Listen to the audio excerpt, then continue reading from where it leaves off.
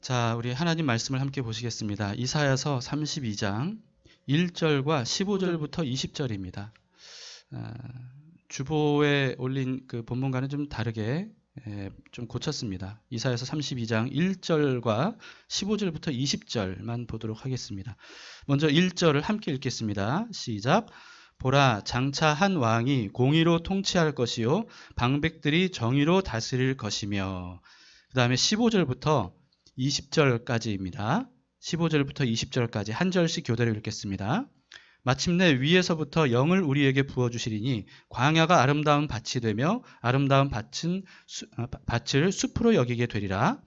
그때 정의가 광야에 거하며 공의가 아름다운 밭에 거하리니 공의의 열매는 화평이요 공의의 결과는 영원한 평안과 안전이라. 내 백성이 화평한 집과 안전한 거처와 조용히 쉬는 곳에 있으려니와 그 숲은 우박에 상하고 성읍은 파괴되리라. 모든 물가에 씨를 뿌리고 소와 나귀를 그리로 모는 너희는 복이 있느니라. 아멘. 네, 하나님의 말씀입니다.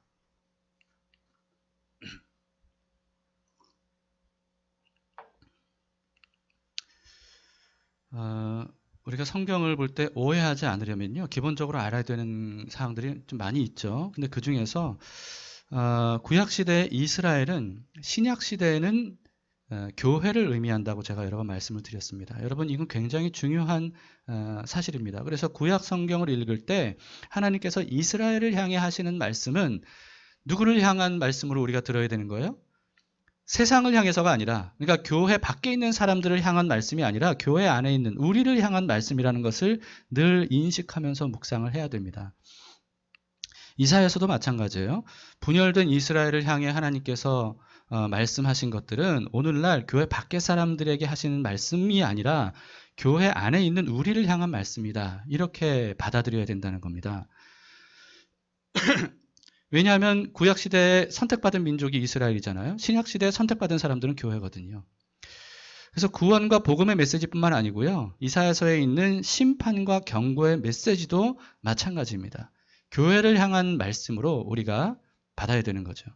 그래서 이사야서를 읽으면서 요즘에 정말 오늘날 한국교회를 향한 참 하나님께서 직접적으로 하시는 말씀처럼 그렇게 느껴집니다. 그러니까 그래서 너무나도 마음이 참 무겁고 슬픕니다. 그 당시에 이스라엘에게 하나님이 하신 경고와 심판의 메시지, 그리고 그들이 어떤 죄를 지었고 어떤 잘못을 저질렀는지, 이런 것들에 대해 낱낱이 고발하는 그런 내용들을 볼 때 어쩌면 이렇게 오늘날 한국교회와 똑 닮아 있을까 하는 그런 생각을 하지 않을 수가 없습니다. 지난 한 주간은 특히 더 그랬던 것 같아요.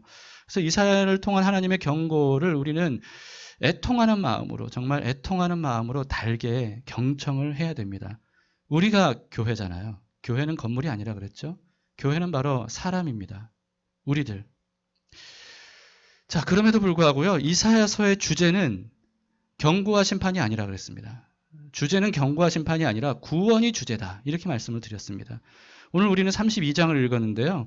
30장 18절에 이렇게 말씀합니다. 18절은 그러나 이렇게 시작되죠. 그러나 여호와께서 기다리시나니 이는 너희에게 은혜를 베풀려 하시며 일어나시리니 이는 너희를 긍휼히 여기려 하심이라. 대저 여호와는 정의의 하나님이심이라. 그를 기다리는 자마다 복이 있도다. 네, 은혜를 베풀고 긍휼을 여기시는 정의의 하나님이다. 이렇게 말씀하는데요. 어떻게 시작된다고요? 18절이 그러나. 왜 그러나로 시작되냐 하면 28절 바로 앞의 내용들은 이스라엘의 죄와 그 죄로 인한 심판에 대한 메시지들이 앞에 있기 때문입니다. 이런 죄들을 저질렀고 그래서 하나님이 이런 심판을 하실 것이지만, 그러나 여호와께서 은혜를 베풀 때를 기다리고 계시고 일어나서 긍휼을 베풀어 주실 것이다. 그분은 바로 정의의 하나님이시다. 이렇게 말씀을 하고 있는 겁니다. 참, 그러니까 여러분, 하나님의 은혜는 얼마나 놀라운지 몰라요. 죄를 회개하지 않고 그래서 결국은 심판을 당할 수밖에 없는 그런 못난 이스라엘의 모습인데, 전혀 자격이 없는 그런 모습인데도 불구하고 하나님은 긍휼을 베풀어 주시겠다는 거예요. 은혜를 베풀어 주시겠다는 거예요. 그걸 위해서 자리에서 일어나서 일하시겠다는 겁니다. 참 하나님의 놀라운 은혜입니다. 그래서 희망이 있어요. 하나님은 은혜의 하나님이십니다. 그래서 희망이 있습니다. 그를 기다리는 자마다 복이 있다 하셨습니다. 여러분, 다른 것이 아니라 오직 하나님을 기다립시다. 은혜를 베풀기 위해 일어나시는 하나님. 그 하나님이 우리의 소망이십니다. 그 하나님만이 교회를 새롭게 하고 세상을 새롭게 하실 수 있는 유일한 분입니다.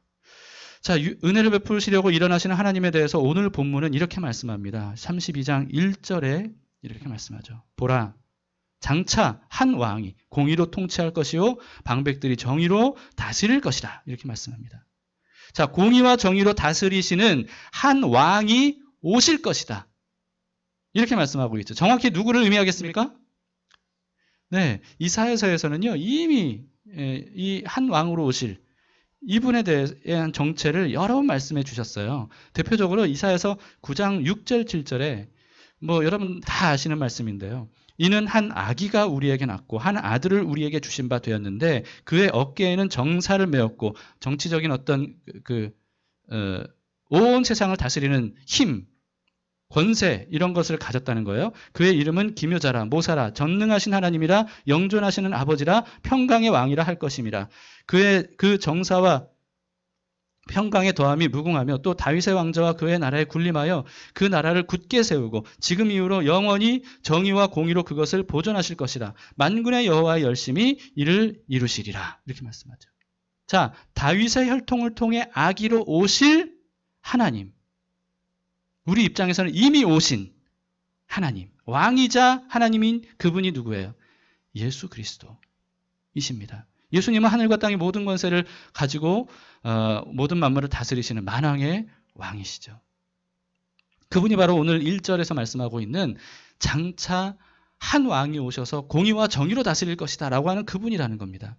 자, 그렇다면 여러분 예수님의 다스리심은 뭐가 다르다고요? 1절을 다시 보세요.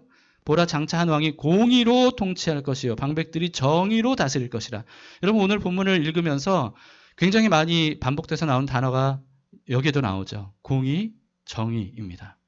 예수님의 다스리시는 그 특징은 뭐냐 하면 공의와 정의로 다스리신다는 거예요. 자, 근데 이게 특별한 이유가 뭐냐 하면요. 이 당시 이스라엘은 공의와 정의로 다스리지 않았거든요. 이스라엘의 정치 지도자, 종교 지도자들은 공의와 정의를 버렸습니다. 이스라엘은 그래서 차별과 부조리가 가득했어요. 힘없는 백성들은 많은 고통을 당했습니다. 오로지 기득권자들, 힘 있는 사람들, 높은 자리에 앉은 사람들, 돈 있고 빽 있고 이런 사람들 많이 잘 먹고 잘 사는. 그래서 그들이 그 힘없는 사람들을 억압하고 착취하는 어떤 이런 모습이었습니다. 그런데 이런 시대에 고통받고 있는 그 백성들에게 하나님께서 말씀하시는 거예요. 한 왕이 장차 너희를 공의와 정의로 다스리실 것이다. 여러분 이것은 차별과 부조리로 너무나도 많은 억압과 고통을 당하는 백성들에게는 복음의 메시지입니다.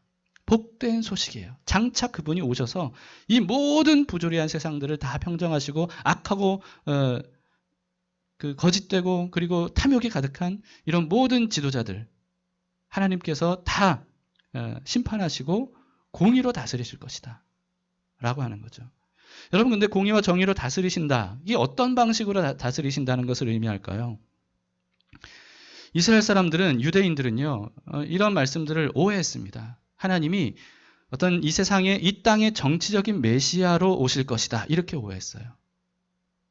그래서 강력한 정치적 권력, 정치적 힘, 어떤 조직, 군사력 뭐 이런 것들을 통해서 이스라엘을 다스리시고 그리고 모든 나라들 중에 가장 강력한 어떤 나라로 이스라엘을 굳건히 강력한 국가로 세우실 것이다.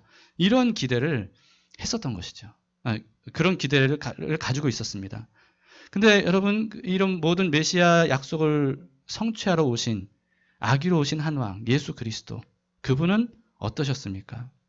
그분은 전혀 그럴 생각이 없었어요. 예수님께서 오실 그 당시에는 이스라엘이 로마 제국에 의해서 그 점령을 당하고 있었던 시대입니다. 국권을 잃어버렸던 시대예요. 그런데도 불구하고 예수님은 그런 이스라엘을 로마에게서 건지려고 하지 않으셨어요. 이스라엘의 왕이 되려고 하지 않으셨습니다. 예수님께서 오병이어의 놀라운 기적을 행하셨을 때 그걸 보고 깜짝 놀란 유대인들이 그 예수님을 이스라엘의 왕으로, 정치적인 왕으로 세우려고 했어요. 근데 예수님께서 그들에 대해서 어떻게 하셨습니까? 그래, 내가 바로 너희가 원하는 그 왕이 될 거야. 이렇게 하셨나요? 아니요. 그렇지 않으셨어요. 오히려 그들을 피해 다니셨어요. 그들을 만나지 않으려고 하셨어요. 그들의 눈에 띄지 않으려고 하셨어요. 그들이 왕 삼으려고 하시는 것을 거부하신 거예요. 여러분, 예수님의 제자들도 예수님이 정치적인 왕이 되실 것이라고 하는 어떤 기대감이 있었습니다. 그래서 예수님을 따라다니면서도 이 예수님의 제자들이 어떻게 했어요? 예수님이 왕좌에 오르면 누가 그 가장 높은 자리에, 서로 높은 자리를 차지할 수 있을까? 이걸 가지고 경쟁했습니다. 언제까지 경쟁했어요? 예수님이 잡혀가시던 그날까지도 이들은 그런 꿈을 꾸면서 그런 탐욕을 드러내면서 서로 경쟁하며 싸웠습니다. 근데 예수님께서 그때마다 어떻게 말씀하셨습니까? 그들에게 하나님의 나라는 그런 나라가 아니다. 그런 나라가 아니다. 섬김을 받기 위해 높아지는 사람이 하나님 나라에 속한 사람이 아니다. 하나님의 나라는 섬기기 위해 자신을 낮추는 사람들의 나라다. 이렇게 말씀하셨습니다. 한 번은 바리새인이 예수님에게 하나님의 나라에 대해서 물었어요. 근데 그때 예수님께서 이렇게 대답하셨습니다. 누가복음 17장 20절부터입니다. 바리새인들이 하나님의 나라가 어느 때에 임하나이까 묻거늘 예수께서 대답하여 이르시되 하나님의 나라는 볼 수 있게 임하는 것이 아니요 또 여기 있다 저기 있다고도 못하리니 하나님의 나라는 너희 안에 있느니라. 하나님의 나라는 볼 수 있게 임하는 것이 아니다. 너희 안에 임하는 것이 하나님의 나라다. 여기 있다 저기 있다고 말할 수 있는 게 하나님의 나라가 아니다. 이게 무슨 뜻입니까? 눈에 보이는 정치적인 어떤 나라가 하나님의 나라가 아니라는 거예요. 이 땅에 정치적인 나라를 세우는 게 하나님의 나라가 아니라는 거예요. 하나님의 나라는 눈에 보이지 않게 사람들 안에 임하는 것이 바로 하나님의 나라다라고 하는 겁니다. 이 하나님 사람들 안에 임한다는 것이 사람과 사람 사이에 임한다는 의미라고 볼 수도 있고요. 그리고 각 개인의 사람 안에 임한다는 의미로도 볼 수가 있고요. 이 둘 다를 의미한다고도 볼 수 있어요. 그런데 여러분 어쨌든 확실하고 중요한 건 뭐냐 하면 하나님의 나라는 사람들 안에 임하는 것이지 사람들 밖에 어떤 정치적인 형태로 그렇게 임하는 나라가 아니라는 겁니다.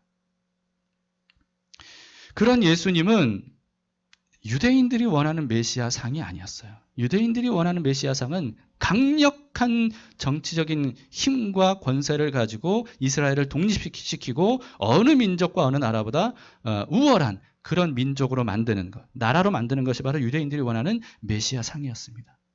근데 예수님은 전혀 거기에 맞지 않았어요. 오히려 이스라엘을 향해 죄를 고발하고 그리고 그들을 무섭게 꾸짖는 모습이 바로 예수님의 모습이었습니다. 그러면서도 가난한 사람, 힘없는 사람, 그리고 병든 사람, 심지어는 그 세리들과 죄인들과 창기들과 함께 밥을 먹고 함께 교제하는 이런 어떤 모습들을 보였습니다. 그러니 유대인들의 이상향에는 너무나도 맞지 않는 모습이었죠. 여러분 그래서 이들이 예수님을 메시아라고 생각하지 않고 십자가에 못 박아 죽였던 겁니다. 여러분 예수님께서 십자가에 못 박혀 달려 돌아가시는 그 과정에서도 예수님은 어떻게 하셨습니까? 칼을 빼어들고 저항했던 베드로에게 예수님이 뭐라고 말씀하셨어요? 칼을 쓰는 자는 칼로 망할 것이다. 칼을 다시 도로 칼집에 집어넣어라 말씀하셨어요. 그러면서 수많은 천사를 내가 무력으로 이 모든 것을 막을 뿐만 아니라 무력으로 이들을 다 쓸어버릴 수 있다는 것을 알지 못하느냐. 그러나 만약에 내가 그렇게 하면 그러면 하나님의 뜻이 예언이 어떻게 이루어지겠느냐 말씀하셨습니다. 이게 바로 하나님 나라 방식이 아니라는 거예요. 칼을 들어서 천군 천사를 불러서 그들을 다 쓸어버리는 것. 이게 바로 하나님의 방식이 하나님 나라 방식이 아니라는 겁니다. 여러분 그 후에도 예수님은 어떻게 하셨습니까? 이사야의 여러 번 나온 예언대로 정말 도수장으로 끌려가는 어린 양처럼 털 깎는 자 앞에서의 양처럼 잠잠하게 아무런 저항도 하지 않고 고스란히 고문을 당하시고 그리고 십자가에서 처참하게 죽임을 당하셨습니다. 여러분 어떤 의미에서 이렇게 생각해 볼 수 있습니다. 이렇게 유대인들의 불의와 죄악에 대해서 그러니까 말하자면 뭐냐면 그동안에 유대인들이 저지른 불의와 죄악 이런 것도 있지만 어쨌든 예수님이 아무 죄를 저지르지 않았는데도 불구하고 예수님을 모함해서 그것도 가장 인류 역사상 가장 처참한 십자가 형틀에 매달리게 한 것, 이것은 정말 불의한 일이잖아요. 정말 죄악된 일이잖아요. 근데 그런 일에 대해서 아무런 저항도 하지 않으신, 물론 유대인들이 봤을 때는 저항을 하지 못하신 그런 예수님. 그런 예수님이 어떻게 정의와 공의로 다스리신다는 것인가. 이건 모순처럼 보이는 거죠. 그래서 유대인들은 이해하지 못했던 거예요. 그러니까 메시아상에 맞지 않는다고 생각했던 겁니다. 예수님이 정의와 공의로 다스리시는 방법은 이런 정치적인 힘으로 사회를 변혁시키는 게 아닙니다. 그건 예수님의 방법이 아니고 하나님 나라 방식이 아니에요. 하나님 나라 방식은 뭡니까? 예수님의 방법은 뭐예요? 죄인들의 죄를 대신 담당해 지심으로써 사람 자체를 죄인에서 의인으로 변화시키는 것. 이게 바로 하나님 나라 방식이고 이게 바로 예수 그리스도의 방식이라는 겁니다. 사회 변혁이 하나님의 방식이 아니라 사람을 변화시키는 것. 이게 바로 하나님의 방식이라는 거예요. 그래서 예수님께서 니고데모라고 하는 바리새인이 찾아와서 여러 얘기를 했을 때 그때 이렇게 말씀하셨던 겁니다. 요한복음 3장 3절에 예수께서 대답하여 이르시되 진실로 진실로 내게 이르노니 사람이 거듭나지 아니하면, 무슨 뜻입니까? 사람의 존재 자체가 변화되지 않으면 하나님의 나라를 볼 수 없다. 여러분, 하나님의 나라는 정치적인 나라가 아니에요. 이 땅에서의 정치적인 나라가 아니라는 거예요. 만약에 그런 나라였다면 예수님께서 이렇게 말씀하지 않으셨겠죠. 거듭나지 않은 사람도 볼 수 있어야 그게 정치적인 나라 아니겠습니까? 근데 예수님 말씀하셨어요. 거듭나야 볼 수 있는 게 바로 하나님의 나라다. 무슨 뜻입니까? 여러분, 하나님의 나라는 거듭난 사람에게 임하는 거예요. 거듭난 사람에게. 변화된 사람에게. 사람 자체가 변화야 볼 수 있는 게 하나님의 나라. 다시 말해서 사람 자체가 변할 때, 예수 그리스도로 인해 거듭날 때 비로소 그 사람에게 하나님의 나라가 임하는 겁니다. 자, 여러분, 인류 역사를 돌이켜보세요. 그동안 참 인류 역사에 여러 통치 방식들이 있었습니다. 뭐 족장이 다스리는 통치 방식도 있었고, 왕이, 황제가, 또 중세시대는 교황이, 또 어떤 뭐 그 이후에는 군부 독재자들도 있었고, 공산주의도 있었고, 오늘날의 대부분의 나라들은 또 민주주의 국가입니다. 민주주의, 자유민주주의로서 통치의 방식을 따르고 있죠. 근데 그 중에서 가장 발전된 형태가 오늘날로 말하자면 민주주의 아니겠습니까? 여러분, 근데 이렇게 가장 발달된 형태의 통치 방식이 민주주의임에도 불구하고 여러분, 민주주의 국가들을 한번 보세요. 우리나라를 비롯해서 사회 부조리나 차별 없습니까?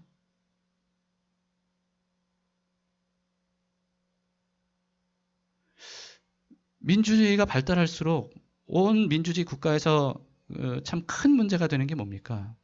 빈부의 격차예요. 갈수록 심해져요.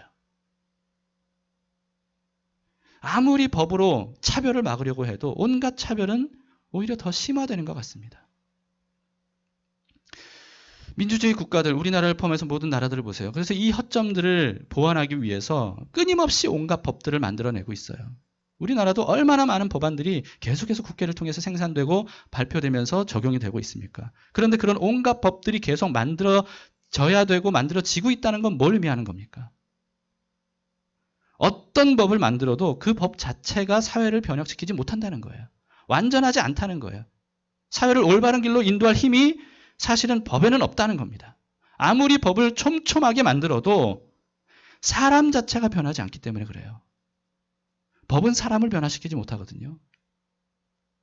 그러니까 법을 통해 억지로 사회의 질서를 만들려고 하고 그렇게 하는 거죠. 근데 그게 안 되는 겁니다. 어떤 법을 만들어도 사람 자체가 변하지 않으면 이 변화되지 못한 죄인의 속성을 가지고 있는 사람들은 그 법을 이용하거나 악용하거나 또는 어기게 되는 겁니다. 여러분, 사람이 변하지 않으면 어떤 이념과 통치 방식으로도 사회의 문제는 해결되지 않는다는 것이 바로 인류 역사의 증언입니다.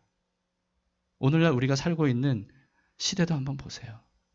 우리가 그렇게 오래 살지 못했다 할지라도 그 오랜 세월이 아닌 이 인생의 삶을 살면서도 우리는 그걸 직접 눈으로 보고 있지 않습니까? 어떤 기독교인들은요, 우리나라 문제를 해결하려면 마치 기독교가 정치적인 힘을 다 끌어모아서 정권을 잡아야 되는 것처럼 그렇게 주장해요. 기독교의 힘이 이 나라를 지배하면 그러면 이 나라의 문제가 해결될 것처럼 그렇게 주장합니다. 그래서 그런지 여러분 대한민국의 짧은 역사, 더구나 대한민국의 기독교 역사가 또 얼마나 짧습니까? 그런데도 불구하고 이 짧은 역사에 2번이나 장로가 대통령의 자리에 앉는 이런 일들이 있었어요. 이건 참 놀라운 일이죠. 근데 여러분, 장로가 대통령에 앉았는데 우리나라가 문제가 해결이 됐습니까? 부조리와 차별의 문제 해결됐습니까? 만약 우리나라가 기독교 국가가 된다고 한번 생각해 보세요. 아마도 이렇게 이걸 원하는 사람들도 있는 것 같아요. 이 나라가 정말 기독교 국가가 되면 달라질 것이다. 한번 그렇게 됐다고 한번 생각해 봅시다. 목사가 대통령이 되고 장로들이 다 장관들이 되고 그리고 국회의원들이 다 한수집사 권사들이고 여러분 한번 그런 나라가 됐다고 한번 쳐봅시다. 그러면 우리나라 문제가 해결이 될까요?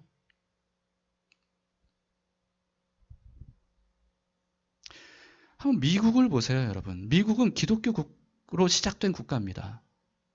오늘날 미국이 어떻습니까? 세계 최강국이긴 하지만 그러나 얼마나 많은 문제들이 발생되고 터져나가고 있습니까? 얼마나 많은 부조리와 차별들이 있습니까? 세계에서 가장 발달된 나라라 해도 민주주의 국가로서 더구나 기독교 국가로 시작된 미국이라 할지라도 여러분 정치적인 어떤 것으로 사람이 변하지 않으면요. 사회가 변하지 않는다는 거예요. 유럽 국가들도 기독교로 시작된 국가들이 많이 있지만 오늘날 한번 모습을 보세요. 여러분 더 쉽게 오늘날 한국교회를 보세요. 교회를 보세요. 교회를 우리나라라고 친다면, 교회를 나라라고 친다면 목사가 대표로 있고 장로, 권사, 집사가 교회를 다스리고 있잖아요. 여러분 그런 교회, 한국교회 모습이 어떻습니까? 오늘날 교회에 얼마나 많은 문제들이 있습니까? 얼마나 많은 싸움과 다툼과 분열이 있습니까? 얼마나 많은 죄악이 있습니까? 얼마나 부끄러운 모습들을 많이 보이고 있습니까? 더 이상 일부라고 말할 수 없을 정도로 정말 추악한 교회들의 모습을 우리는 보고 있습니다.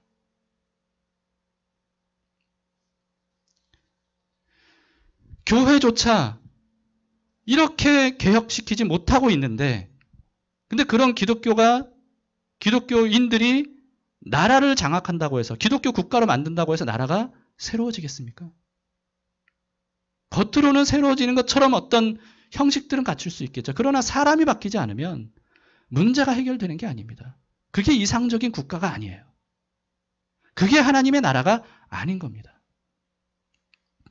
사람 자체가 거듭나서 속성 자체가 변하지 않으면 어떤 정치적인 힘으로도 인간 사회 문제는 해결될 수 없어요. 그래서 예수님은 어떤 힘도 사용하지 않으셨던 겁니다. 어떤 정치적인 권력도 사용하지 않으셨던 거예요. 하늘과 땅의 모든 권세를 가지신 분이지만 그 모든 것들을 다 내려놓으신 겁니다. 다 내려놓으신 거예요. 그것만이 답이니까. 그래서 인류의 모든 죄를 대신 지으셨어요. 십자가에서 죽으셨어요. 그러면서도 말씀하셨어요. 십자가에 달린 예수님에게 그토록 저주를 퍼붓고 욕설을 퍼붓고 침을 뱉고 그런 사람들을 위해 기도한 거예요. 저들의 죄를 용서해 주세요.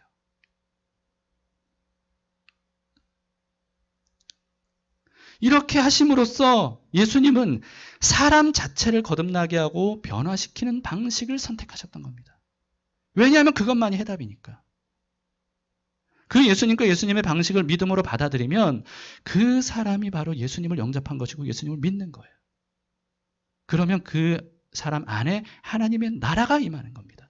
그때 비로소 그 사람 안에 하나님의 나라가 임하는 거예요. 하나님의 나라는 정치적인 국가가 아닙니다. 왕이신 예수 그리스도의 다스리심을 받는 사람의 상태. 이게 바로 하나님의 나라예요. 사람 자체가 왕이신 예수님의 다스리심을 받는 상태. 그게 바로 하나님의 나라입니다. 그런 사람 안에는 비로소 예수 그리스도의 공의와 정의가 실현되는 거예요. 그 사람 안에. 하나님의 나라의 법대로 살게 된다는 거죠. 여러분, 근데 오늘날 그동안 교회에서는요, 정의와 공의를 사랑과 대조되는 개념으로 많이 가르쳐 왔던 것 같습니다. 적어도 저는 그런 교육을 많이 받았어요. 예를 들면 이런 겁니다. 율법과 은혜는 상반된 개념인데, 근데 율법은 하나님의 공의에 대한 영역이고, 그리고 은혜는 하나님의 사랑에 대한 영역이다. 라고 하는 겁니다. 그래서 공의와 사랑은 대조되는 것이고 상반된 개념인데, 근데 이 두 가지 방식을 가지고 계신 하나님의 속성을 만족시킬 수 없는 상황에서 이 두 가지를 만족시킨 게 바로 예수님의 십자가다. 십자가다. 이렇게 얘기해요. 여러분, 저는 그렇게 많이 배웠고요. 그런 줄 알았어요. 근데 이게 바로 신학과 교리의 불완전함입니다. 신학과 교리는 완전하지 못해요. 성경은 완전하지만. 근데 이런 신학과 교리를 그대로 그냥 가르쳐 주는 거예요. 성경을 잘 보면 전혀 그렇지 않다는 사실을 쉽게 알 수 있더라고요. 쉽게 알 수 있습니다. 여러분, 하나님의 정의와 공의는 하나님의 사랑과 상반된 개념이 아닙니다. 하나님의 정의와 공의는 사랑을 바탕으로 하는 거예요. 하나님의 정의와 공의는 사랑을 통해 나오는 거예요. 사랑에서 나오는 거예요. 사랑이 기반되지 않으면 정의와 공의는 있을 수가 없는 겁니다. 하나님의 공의가 나타난 율법을 보세요. 여러분, 모든 율법, 굉장히 많은 조항들 있죠. 모든 율법의 근간이 뭡니까? 그 바탕이 뭐예요? 사랑이에요. 그동안 교회에서는 율법을 은혜와 상반되고 대조되는 개념으로, 그래서 율법에 대해서는 부정적인 이미지를 갖도록 심어줬어요. 여러분, 근데 율법에 대해 부정적인 이미지를 가져서는 안 됩니다. 율법도 하나님이 주신 거예요. 완전한 것입니다. 그 자체로. 그 목적대로. 완전한 게 바로 율법이에요. 율법은 출애굽한 이스라엘 백성들, 하나님이 그들을 사랑하셨잖아요. 그래서 애굽에서 구원해 내셨잖아요. 그리고 그들이 애굽과는 달리, 그리고 이제 곧 들어갈 가나안 사람들과는 달리 살도록 하기 위해 그 시대 그 상황에 이스라엘에게 가장 유익하고 필요한 법들을 정리해서 알려주신 게 바로 율법이에요. 그리고 그 바탕 자체가 다 사랑에 대한 얘기입니다. 심지어 여러분, 율법에 대해서 성경은 뭐라고 말씀하냐면요, 율법은 그리스도에게로 인도하는 역할과 기능이 있다. 이렇게 말씀해요. 갈라디아서 3장 24절에서 이렇게 말씀합니다. 이같이 율법이 우리를 그리스도께로 인도하는 초등교사가 되어 우리로 하여금 믿음으로 말미암아 의롭다함을 얻게 하려 함이라. 율법은 그리스도께로 인도하는 역할까지 한다는 겁니다. 여러분, 그리고 예수님이 모든 율법에 대해 이렇게 요약하신 것에 대해서 우리는 너무 잘 알잖아요. 마태복음 22장 36절부터 선생님, 율법 중에서 어느 계명이 크니까? 예수께서 이르시되 너의 마음을 다하고 목숨을 다하고 뜻을 다하여 주 너의 하나님을 어떻게 하라? 사랑하라 하셨으니 이것이 크고 첫째 되는 계명이요, 둘째도 그와 같으니. 둘째도 그와 같다는 것은 1등, 2등이라는 뜻이 아니고요, 똑같다는 겁니다. 둘째도 첫째와 똑같은 비중이라는 거예요. 둘째도 그와 같으니 너의 이웃을 내 자신같이 사랑하라 하셨으니 이 두 계명이 온 율법과 선지자의 강령이니라. 예수님은 여기에 더해서 율법뿐만 아니라 모든 선지자의 강령이라고 얘기하셨습니다. 선지자의 강령이라는 게 무슨 뜻입니까? 모세 오경 율법뿐만 아니고요, 모든 선지자들에 의해 쓰여진 구약 성경 전체가 바로 이 두 가지를 말씀하고 있다는 거예요. 하나님을 사랑하고 이웃을 사랑하라 라고 하는 의미라는 거예요. 여러분, 율법은 사랑을 기반으로 만들어진 겁니다. 그 특징으로 나타나는 것이 바로 공의와 정의예요. 여러분, 예수님께서 이 율법에 대해 요약하신 이것은요, 독창적인 예수님의 해석이 아닙니다. 예수님이 이렇게 말씀하신 것은 이미 구약성경 율법 안에 기록된 말씀을 인용하신 거예요. 그래서 주 너의 하나님을 사랑하라 하셨으니, 어디서? 구약성경에서, 율법에서. 너 이웃을 너 자신과 같이 사랑하라 하셨으니, 구약에 이미 그렇게 명시되어 있는 것을 예수님이 인용하신 것일 뿐입니다. 여러분, 율법의 뿌리는 사랑입니다. 그래서 모든 율법은요, 사랑이 배경이 되어 있고, 그래서 율법은 사랑하지 않으면 지킬 수 없어요. 사랑이 없으면 율법을 지키지 않아요. 지키지 못해요. 근데 사랑이 있으면 율법을 지키게 돼요. 사랑하는 게 율법을 지키는 거예요. 그때 비로소 공의와 정의가 실현되는 겁니다. 율법과 사랑은 상반된 개념이 아닙니다. 공의와 사랑은 상반된 개념이 아니에요. 그래서 바울은 이렇게 선언했다는 것을 여러분들이 아시잖아요. 로마서 13장 8절에 피차 사랑의 빚 외에는 아무에게든지 아무 빚도 지지 말라. 남을 사랑하는 자는 어떻게 한 거예요? 율법을 다 이루었느니라. 사랑하는 게 율법을 이룬다는 거예요. 그리고 10절에서도요. 사랑은 이웃에게 악을 행하지 아니하나니 그러므로 사랑은 율법의 완성이니라. 사랑하면 율법을 완성하게 된다는 거예요. 사랑하면 율법을 다 지키게 된다는 거예요. 여러분, 율법을 어기고 죄와 악을 저지르는 것은 정의와 공의를 어기는 건데요. 근데 정의와 공의를 어기고 율법을 어기는 이유는요. 능력이 없어서가 아닙니다. 사랑이 없어서예요. 많은 사람들이 오해합니다. 우리가 능력이 없어서 모든 조항의 율법을 지킬 수 없다고 오해해요. 그래서 이 모든 조항을 우리가 어떻게 지킵니까? 인간에게는 그런 능력이 없잖아요. 말해요. 여러분, 그렇지 않습니다. 능력이 없어서 못 지키는 게 아니에요. 사랑이 없어서 못 지키는 거예요. 사랑하지 않으니까 못 지키는 거예요.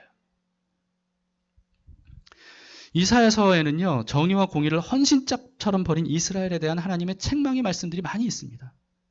얼마나 많이 그런 말씀들이 나오는지 몰라요. 그런데 이들이 버린 정의와 공의를 버린 모습이 어떤 모습이냐 하면요, 힘없는 백성들을 억압하고 착취하고 차별하는 거예요. 다시 말해서 이게 무슨 뜻입니까? 한마디로 말하면 이웃을 사랑하지 않는 거. 도움이 필요한 이웃을 오히려 돕지 않고 그들을 착취하는 거. 힘이 없는 사람들을 돕는 것이 아니라 오히려 그들의 것을 빼앗는 거. 이기적으로 자기의 탐욕만 채우고 자기만 누리는 것. 그럼 이것이 바로 이스라엘 백성들이 하나님의 공의와 정의를 버린 모습이었습니다. 그리고 그것은 바로 사랑하지 않는 모습이었던 거예요. 그래서 하나님은요, 계속해서 이들이 정의와 공의를 버린 것에 대해 말씀하시는 것은 결국은 사랑하지 않은 것에 대한 책망입니다.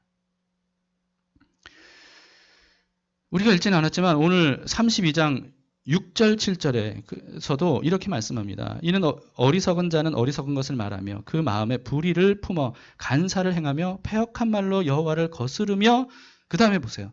줄인 자의 속을 비게 하며 목마른 자에게서 마실 것을 없어지게 함이며 약한 자는 그 그릇이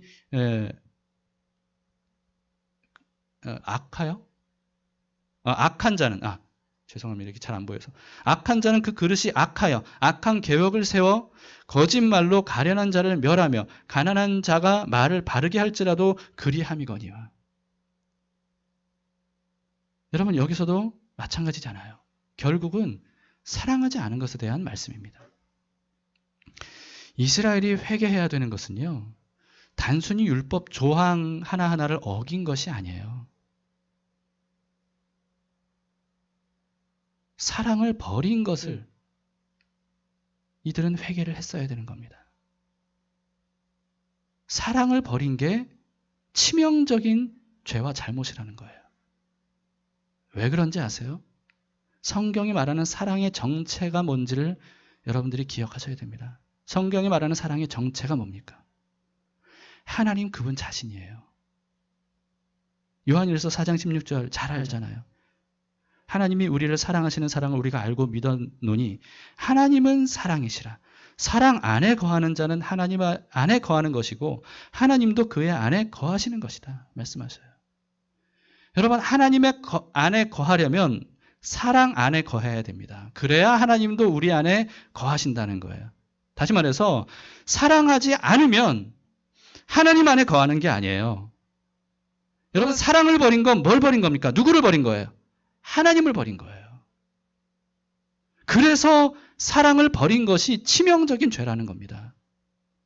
그래서 회개해야 될 것은 율법 조항 하나하나 어긴 것을 회개하는 게 아니라 사랑 자체를 버린 것, 사랑이신 하나님을 버린 것. 여러분, 그것을 회개해야 된다는 겁니다. 하나님께로 돌아간다는 것은 사랑을 취하는 것을 의미하는 거예요.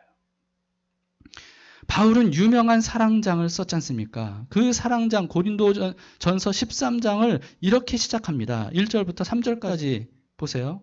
내가 사람의 방언과 천사의 말을 할지라도 사랑이 없으면 소리나는 구리와 울리는 꽹과리가 되고 내가 예언하는 능력이 있어 모든 비밀과 모든 지식을 알고 또 산을 옮길 만한 모든 믿음이 있을지라도 사랑이 없으면 내가 아무것도 아니요. 내가 내게 있는 모든 것을 구제하고 또 내 몸을 불사르게 내줄지라도 사랑이 없으면 내게 아무 유익이 없느니라. 바로 앞의 내용이 은사에 대한 내용이었지 않습니까? 은사는 어떤 힘, 어떤 능력 이런 거예요. 그런데 온갖 은사와 능력 이런 것들이 있다 할지라도 심지어 믿음이 있다 할지라도 심지어 많은 선행을 한다 할지라도 구제와 희생 같은 선행을 한다 할지라도 사랑이 없으면 아무 소용이 없고 오히려 해롭다는 겁니다.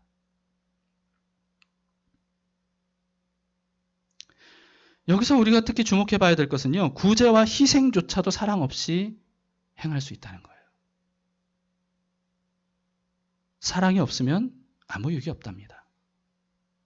근데 하나님이 바로 사랑 그 자체이시라는 거예요. 다시 말해서 사랑이 없으면 아무 소용이 없는데 사랑 없이 행한 모든 은사, 능력, 믿음 이런 모든 것들은 아무리 놀랍고 겉으로 보기에는 거룩해 보이고 경건해 보인다 할지라도 하나님 없이 한 것일 뿐이라는 거예요. 사랑이 없이 행한 것은 하나님 없이 행한 일이에요. 하나님과 아무 상관없는 일인 겁니다. 그래서 아무 유익이 없고 심지어는 해롭기까지 하다는 겁니다. 여러분, 오늘날 교회의 문제는 뭘까요? 오늘날 교회의 문제는 뭘까요? 한국 교회의 문제는 뭐겠습니까? 사랑이 없다는 겁니다. 사랑이 없다는 거예요. 사랑을 버렸다는 겁니다. 성경이 말하는 사랑은 감정과는 별개인 이타적인 태도와 행동을 의미합니다. 여러분, 성경이 말하는 사랑이 어떤 건지는 교회 다니는 사람들은 너무나도 잘 알고 있어요. 사실은 교회 안 다니는 사람들도 익숙하게 알고 있습니다. 성경이 명시하고 있어요. 사랑이 없으면에 대한 말씀을 고린도전서 13장 1절에서 3절까지 읽었지 않습니까? 바로 이어서 사랑이 뭔지에 대해서 이렇게 말씀합니다. 4절부터 사랑은 뭐예요? 오래 참고 사랑은 온유하며 시기하지 아니하며 사랑은 자랑하지 아니하며 교만하지 아니하며 무례히 행하지 아니하며 자기의 유익을 구하지 아니하며 성내지 아니하며 악한 것을 생각하지 아니하며 불의를 기뻐하지 아니하며 진리와 함께 기뻐하고 모든 것을 참으며 모든 것을 믿으며 모든 것을 바라며 모든 것을 견디느니라. 사랑이 바로 이런 거라는 거예요. 이걸 모르는 사람이 어디 있습니까? 교회 다니는 사람치고. 그런데도 많은 기독교인들은요, 사랑이 뭔지를 모르는 것처럼 말하고 행동해요. 오래 참지 않아요. 거칠어요. 시기심, 경쟁심으로 가득해요. 자랑해요. 교만해요. 무례하게 말해요. 교회의 유익만을 구해요. 큰 소리로 성내요. 악한 일을 도모해요. 그러면서도 자기는 하나님 나라에 속한 사람이고 자기 안에는 하나님이 계시다고 말해요. 자기는 하나님 사랑한다고 말해요. 여러분, 그런 믿음 잘못된 믿음입니다. 헛된 믿음입니다. 가짜 믿음이에요. 야고보는 사랑으로 행하지 않는 믿음은 거짓 믿음이라고 했습니다. 여러분, 야고보서에 보면 행함이 없는 믿음은 거짓 믿음이라고 말씀하고 있죠. 근데 거기서 말하는 행함은 어떤 행함이냐 하면 사랑으로 행하는 거예요. 야고보서를 잘 보세요. 사랑으로 행하지 않는 믿음은 거짓 믿음이래요. 가짜 믿음. 사도 요한은 뭐라고 말했습니까? 눈에 보이는 형제를 사랑하지 않으면서 눈에 보이지 않는 하나님을 사랑한다고 말하는 것은 거짓말이라는 거예요. 그러니 눈에 보이지 않는 하나님을 사랑하는 방식이 뭐라는 겁니까? 눈에 보이는 형제를 사랑하는 거예요. 눈에 보이는 사람들을 사랑하는 거. 그게 바로 하나님을 사랑하는 방식이에요. 근데 많은 기독교인들이 난 하나님만 사랑해 라고 하면서 여기서 고린도전서 13장에서 말씀하고 있는 사랑을 사람들에게 하지 않아요. 그러면서 하나님께 기도하고 예배하고 그러면서 눈물을 콧물을 흘려요. 하나님 사랑해요. 하나님이 그 모습을 보면서 그래 네가 나를 진정으로 사랑하는구나 그러실까요? 거짓이라는 거예요.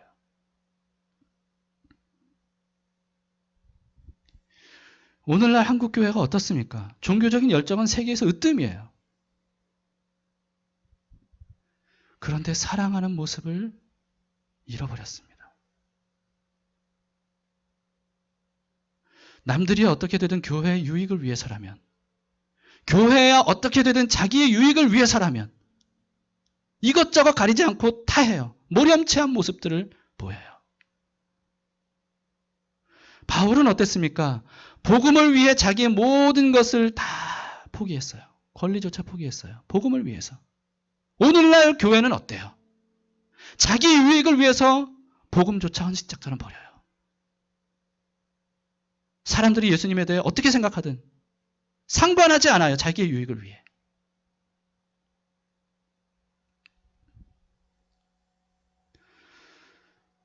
모든 힘을 다 내려놓으시고 성신하셔서 십자가 지고 죽으신 예수님의 다스리심을 받는 교회. 오늘날 교회가 그런 교회의 모습입니까? 얼마 전에 이재철 목사님의 목사 그리고 목사직이라고 하는 책을 읽었습니다. 그 책을 읽으면서 속이 후련하면서도 속이 꽉 막힌 것 같은 그런 느낌이 두 가지 느낌이 다 들더라고요. 이 책의 내용이 뭐냐면요. 한국교회 목회자들의 타락한 행태들 이런 것들을 아주 조목조목 구체적으로 고발하면서 꾸짖는 내용들이에요. 처음부터 끝까지.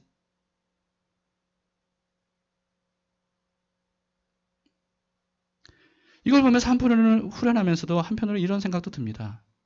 이런 걸 조목조목 하나하나 구체적으로 말해줘야 그래야 그게 잘못된 걸 알아듣나. 아니 이렇게 말해줘도 알아듣기나 할까. 이런 생각이 드는 겁니다. 물론 이런 말을 하는 저 자신도 이 책을 통해서 참 많은 뜨끔한 마음을 받았어요. 정말 깨어있어야 되겠구나. 정신이 번쩍 들었습니다. 자, 여러분, 예수님이 다스리시는 나라, 예수님의 다스리심을 받는 사람, 이런 사람의 특징은 다름 아닌 사랑입니다. 이걸 기억하세요. 사랑의 특징이 나와야 하나님의 나라가 임한 사람이에요. 감정적인 사랑이라 인위적인 사랑을 의미하는 게 아닙니다. 예수님으로 인해 존재 자체가 변화돼서 거듭남으로 사람의 내면에서부터 자발적으로 흘러나오는 이타적인 사랑의 행동과 태도, 이걸 의미하는 거예요. 예수님이 바로 그런 분이기 때문에 그렇습니다. 예수님의 다스리심을 받으면 그런 사랑이 자연스럽게 흘러나오는 거예요. 예수님에게서 나오는 겁니다. 사랑이신 하나님의 영을 부어주시기 때문이에요. 오늘 본문의 15절을 봅시다. 마침내 위에서부터 영을 우리에게 부어주시리니 광야가 아름다운 밭이 되며 아름다운 밭을 숲으로 여기게 되리라.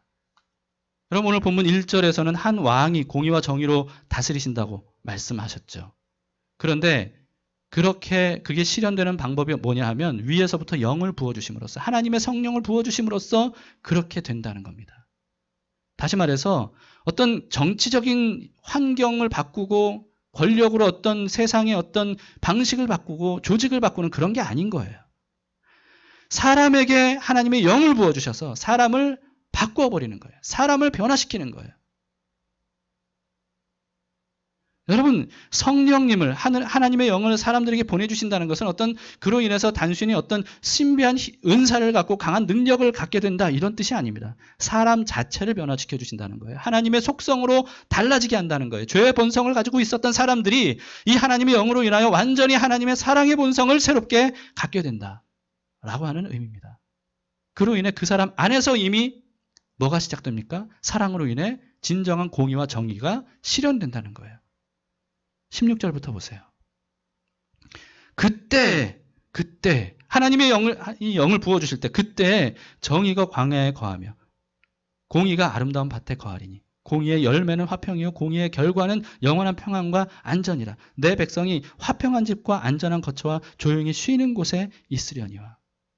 위에서부터 부어주시는 영으로 인하여서 사람 자체가 변화되면요, 그때 비로소 사람의 내면에서부터 진정한 공의와 정의가 꽃을 피고 열매를 맺게 된다는 거예요. 그로 인해 평안과 안정과 화평과 쉼이 비로소 시작된다는 거죠. 그렇게 되면 여러분 비로소 이사야서의 많은 예언들이 우리의 현실이 될 겁니다. 두 가지 말씀만 봅시다. 이사야서 2장 4절. 그가 열방 사이에 판단하시며 많은 백성을 판결하시니 무리가 그들의 칼을 쳐서 보습을 만들고 그들의 창을 쳐서 낫을 만들 것이며 이 나라와 저 나라가 다시는 칼을 들고 서로 치지 아니하며 다시는 전쟁을 연습하지 아니하리라. 여러분 이것은 정치적인 힘으로 되는 게 아닙니다. 사람이 변하기 때문에 이렇게 되는 거예요. 이어서 11장 6절에서 9절도요. 이미 우리가 봤던 말씀들입니다. 그때 이리가 어린 양과 함께 살며 표범이 어린 염소와 함께 누우며 송아지와 어린 사자와 살진 짐승이 함께 있어 어린 아이에게 끌리며 암소와 곰이 함께 먹으며 그것들의 새끼가 함께 엎드리며 사자가 소처럼 풀을 먹을 것이며 젖먹는 아이가 독사의 구멍에서 장난치며 젖된 어린 아이가 독사의 굴에 손을 넣을 것이라. 내 거룩한 산 모든 곳에서 해됨도 없고 해롭게 되는 게 없다는 거예요. 상함도 없을 것이니 이는 물이 바다를 덮음 같이 여호와를 아는 지식이 세상에 충만할 것임이니라. 여러분 이렇게 말도 안 되는 놀라운 신비로운 회복이 어떻게 가능하다는 겁니까? 결코 하나 될 수 없는 존재들이 이렇게 사랑으로 하나 되는 일들이 어떻게 가능하다는 거예요? 사람의 내면에 하나님의 영을 부어주실 때 사랑 그 자체이신 하나님의 영, 우리를 위해 십자가 지시고 모든 힘을 다 포기하시면서까지 우리를 구원하신 예수 그리스도의 영, 그 성령을 우리에게 부어주실 때 사람 자체가 변화된다는 거예요. 그로 인해 하나 될 수 없는 사람들이 하나 되고 사랑하지 못했던 존재들이 사랑하고 전쟁이, 다툼이, 분열이 다 사라지고 미움과 시기와 경쟁이 다 사라지고 이타적인 사랑으로 가득한 나라가 임할 것이다. 라고 하는 겁니다. 시간이 벌써 많이 지났네요. 여러분, 저는 지난주 한 주간 정말 마음이 복잡하고 실망했습니다. 정말 때때로 슬퍼서 울고 싶을 때가 많았어요. 교회에 대해 절망적인 마음이 들었습니다. 그동안에 교회의 못난 모습들이 매스컴을 통해 얼마나 많이 나왔습니까? 그런데도 이렇게까지 절망하진 않았어요. 그런데 지난 한 주간은 정말 교회에 대해 절망이 되더라고요. 울고 싶었습니다.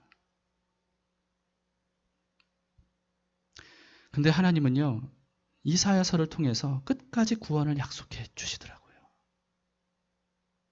소망을 품을 수 있도록 말씀해 주셨어요. 무서운 경고와 심판의 메시지 사이사이에, 그 사이사이에 하나님은 끊임없이 너희를 구원할 것이다. 너희에게 긍휼을 베풀 것이다. 너희에게 은혜를 베풀 것이다. 그로 인해 너희는 이렇게 변화될 것이다. 이런 회복이 있을 것이다. 하나님 끊임없이 우리에게 그렇게 이사야를 통해 말씀하고 계시더라고요. 소망을 품을 수 있도록. 비록 그 과정에는 많은 고통과 아픔이 있을 겁니다. 교회는 회복될 때까지 정말 많은 시간이 걸릴 것이고 그리고 많은 고통과 아픔을 겪게 될 겁니다. 그러나 교회 회복을 믿을 수 있다는 거예요.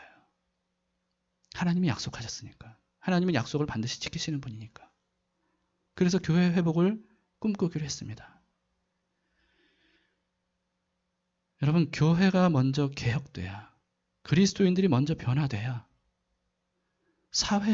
이 사회 개혁도 가능하고 이 세상에도 소망이 있는 겁니다. 하나님은 교회를 통해 사회가 변혁되기를 원하셔요. 교회를 통해. 그걸 위해서 먼저 교회가 변화돼야 돼요. 교회가 변화되지 않으면 아무리 기독교인들이 사회를 개혁시키려고 한다 할지라도 불가능합니다. 우리를 새롭게 하시려고, 먼저 교회를 새롭게 하심으로 인해 이 사회를 새롭게 하시려고 예수님이 이 땅에 성육신 하셨고 그리고 십자가에서 죽으시고 부활하셨습니다. 그리고 성령님을 우리에게 보내주셨습니다. 이것이 바로 하나님의 방식입니다.